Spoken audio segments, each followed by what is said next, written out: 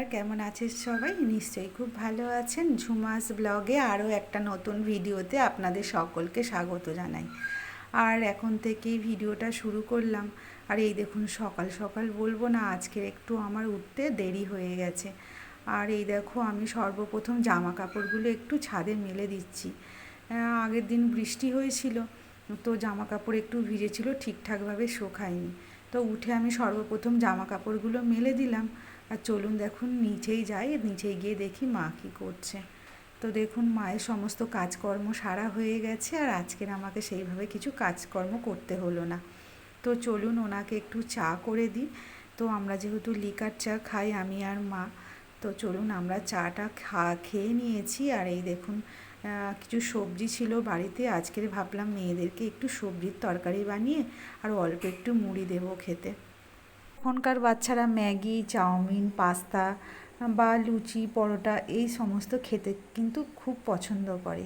তো আমার বাচ্চারাও এই সমস্ত খেতে পছন্দ করে। আজকের ভাবলাম সেই জন্য একটু সবজির তরকারি করি, রোজই তো ওই সমস্ত খায়। তো যেহেতু এখন বর্ষা চলছে, তো আমি দেখে দেখে বটবটিগুলো কুটলাম।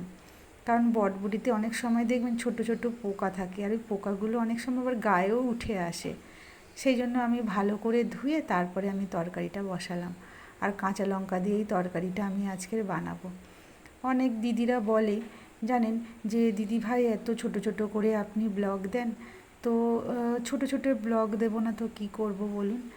এখন যেহেতু আমাদের ভিডিও ভাইরাল হয়নি, সেই কারণে আমি ছোট ছোটোই ভিডিওই দিই। তার কারণ ভিডিও ভাইরাল না হলে কেউ আমাদের ভিডিও দেখবে না।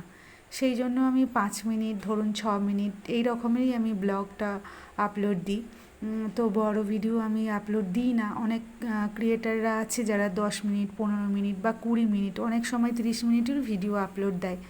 তো আমি 10 মিনিটের ভিডিও আমার ব্লগে তোমরা দেখবে, আমি কিন্তু 10 মিনিটের ভিডিও কিন্তু দিই না।